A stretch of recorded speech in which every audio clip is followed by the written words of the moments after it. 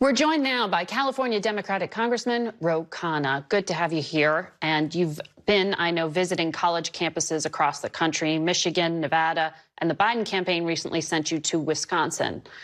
Are we at the point now where the protesters are becoming a story unto themselves and a distraction from the issues that they're protesting? No, I don't think so. I mean, in Wisconsin, the issues that came up first were abortion rights. Second, the cost of living and what the president was going to do on student loans and for housing and rent.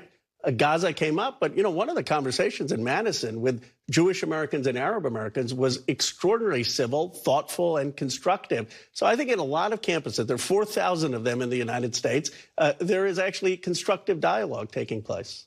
But the president isn't doing those kind of listening sessions. Why? I think the president should and will get out there on campuses. I think he gets shouted down Genocide Joe when he goes to events. And look, that's part of protest. I condemn any protest that incites violence or that is anti-Semitic. As someone whose grandfather spent 4 years in jail with Gandhi, I mean, the whole point of Satyagraha was nonviolent protest. But we have to understand that this is a defining moment for this generation, similar to anti-Vietnam protests, anti-apartheid protests, anti-Iraq war protests. And they're telling us that over 30,000 people have died. It's time for this war to end. It's time for the hostages to be released that Hamas has. And they want to see leadership in America and around the world. This is not the world that they want. Well, the president, though, has said the protests aren't making him change his policy. He is unequivocally pro-Israel. It was a month ago he said something had to change or U.S. policy would. Do you expect any change in U.S. policy as a result?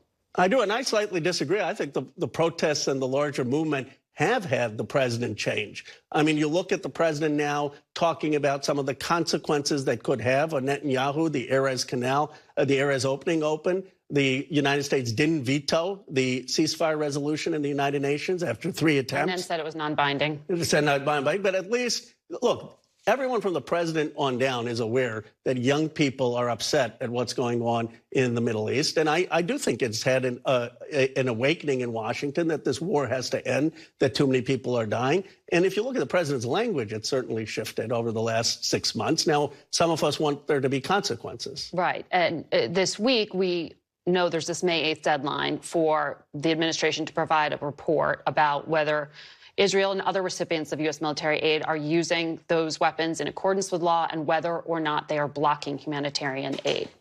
Is this going to be an honest accounting? I hope so. There's an independent task force that has issued the report as well. And already they're trying to pre-butt what the administration may put out, because they are pretty clear in that non-government report that they do think there are violations. Yes, and let's be nuanced about what the report says, because it's actually very thoughtful. They say, look, the Hamas attacks on October 7th were brutal, unjustified.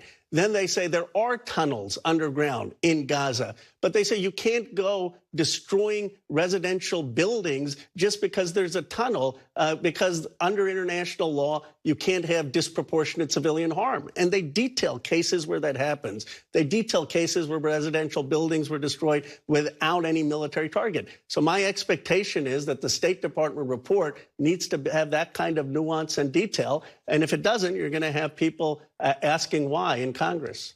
So while you were talking about very specific policy changes for very specific allegations, you also see at some of these protests things that are mixed in there, either outside agitators or extreme rhetoric. Your Democratic colleague, Alyssa Slotkin, was just tweeting about this protest at GW University. She said there were individuals shouting guillotine, guillotine, and having a mock trial of school administrators. She says that creates a climate of fear for Jewish students. What's being lost here in the conversation? Well, she's right. I mean, you can't be shouting guillotine, guillotine. You can't be shouting globalize the intifada or Zionists don't deserve to live.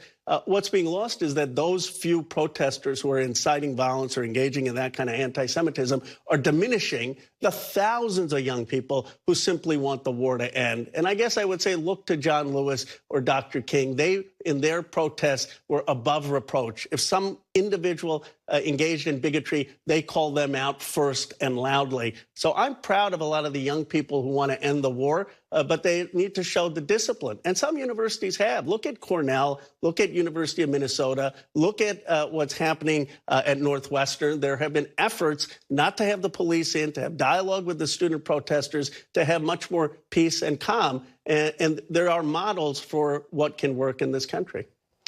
Congressman, it's always interesting to hear from you. Thank you, Margaret.